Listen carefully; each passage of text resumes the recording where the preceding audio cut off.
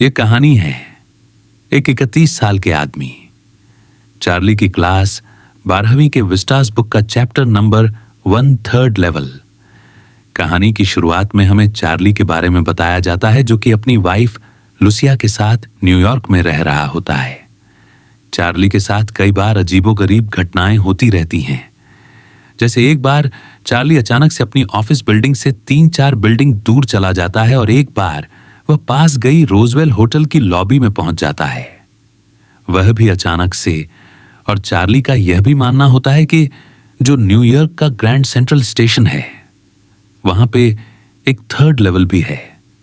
अब चार्ली इन सब चीजों से काफी परेशान होता है कि ये सब उसके साथ क्या हो रहा है। चार्ली ये सारी बातें अपने दोस्त सैम को बताता है। सैम एक साइकेट्रिस्ट होता है और उसे लगता है कि चार्ली की दिमागी हालत ठीक नहीं है। वो चार्ली को बोलता है कि चार्ली, ऐसा सिर्फ तुम्हारे साथ नहीं होता है। मेरे बहुत सारे पेशेंट्स आते हैं जो कि इस दुनिया की हार्श रियलिटी से अपनी लाइफ प्रॉब्लम से भागने के लिए अपने फैंटेसीज में ही खोने लग जाते हैं। अब यहां पे चार्ली को कुछ भी समझ नहीं आ रहा होता है। उसका फ्रेंड उसे बोलता है कि तुम्हें आराम करने की जरूरत है। अब एक दिन चार्ली ग्रैंड स्टेशन से जा रहा होता है, तभी उसे अचानक से महसूस होता है कि उसके आसपास की चीजें बदल चुकी हैं और वह एक ऐसी जगह पे आ चुका होता है जो उस टाइम में एग्जिस्ट नहीं करती थी जिस टाइम में वह रहता था। यह होता है स्टेशन का 3rd लेवल। हर जगह छोटे छोटे कमरे होते हैं और टिकट काउंटर्स भी काफी कम होते हैं। ऐसा लगता है मानो वह अतीत में आ गया हो। सब लोगों ने काफी पुराने जमाने के कपड़े पहने होते हैं और तभी वहां पर चार्ली की नजर एक न्यूज़पेपर पर पड़ती है, जिस पे लिखी डेट को देखकर वह शॉक हो जाता है।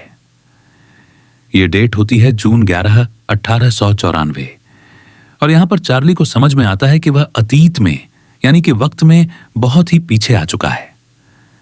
वह दौड़ता हुआ एक टिकट काउंटर पे जाता है एंड वहां से गेल्सबर्ग की टिकट मांगता है। अब गेल्सबर्ग एक जगह होती है जहां पे जाना चार्ली का ड्रीम होता है, क्योंकि गेल्सबर्ग काफी खूबसूरत जगह होती है। और जैसे ही वह टिकट काउंटर पे पैसे देता है तो काउंटर से वह लेडी बोलती है कि तुम लोग फिर से आ गए, फिर से फ्री टिकट लेने के लिए, कहीं की भी उल्टी सीधी करेंसी बना के। और तभी यहां पे चार्ली को समझ में आता है कि ये वो वक्त है जहां पे उसके वक्त की करेंसी नहीं चलती थी, यानी कि 1894 की जो करेंसी होती है वह अब के करेंसी से काफी डिफरेंट होती है। और जैसे ही ये बात चार्ली को पता चलता है, वो 3rd लेवल से तुरंत ही निकल जाता है और ये सारी बात अपनी वाइफ को भी बताता है। उसके बाद चार्ली जाता है बैंक और वहां पे वो $300 को एक्सचेंज कराता है उस टाइम के करेंसी में जहां पे वह गया था, यानी कि $894 की करेंसी में। अब यहां पे चार्ली ने $300 दिए थे, लेकिन मिलते उसे सिर्फ $200 हैं, यानी कि $100 कम मिले उसे उस टाइम की करेंसी के लिए। अब चार्ली ये पैसे लेके फटाफट से अपनी वाइफ के साथ ग्रैंड सेंट्रल स्टेशन पहुंचता है। वह काफी जगह देखता है।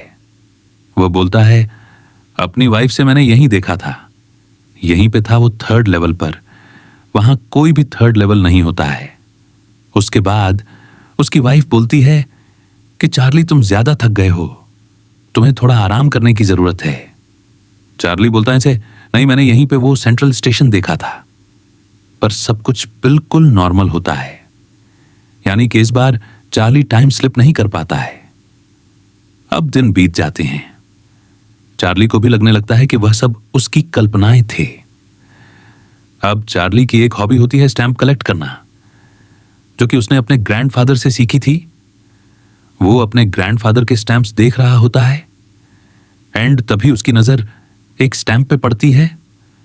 चार्ली शॉक हो जाता है, क्योंकि आज से पहले यह स्टैंप उसके ग्रैंडफादर के स्टैंप्स में कहीं नहीं था। और जब चार्ली उस लेटर की डेट देखता है तो वो डेट होती है 18 जुलाई 1894, यानी कि ये वही वक्त होता है जहां चार्ली कुछ टाइम पहले टाइम ट्रैवल करके चला गया था। और इस लेटर में एक इनविटेशन होता है जहां पे चार्ली को कोई इनवाइट कर रहा होता है गेस पर गाने के लिए। और जब वह लेटर पे नाम देखता है तो वह नाम होता है सैम बेनर, यानी कि उसका वही साइकेट्रिस्ट दोस्त होता है जिसे ये सारी बातें बताया करता था कि कैसे वह वक्त में पीछे चला गया, और चार्ली समझ जाता है कि जैसे उसने टाइम ट्रेवल किया था। उसका दोस्त भी किसी तरीके से टाइम ट्रेवल करके 1894 में चला गया है। सैम ने लेटर में लिखा होता है कि मैंने अपने $800 एक्सचेंज कराए पुरानी करेंसी में, और अब मैं यहां अपना बिजनेस अच्छे से चला रहा हूं। और यहां पर चार्ली समझ जाता है। वो लिखता है कि चार्ली, तुम भी यहां आ जाओ, ये बहुत ही खूबसूरत जगह है।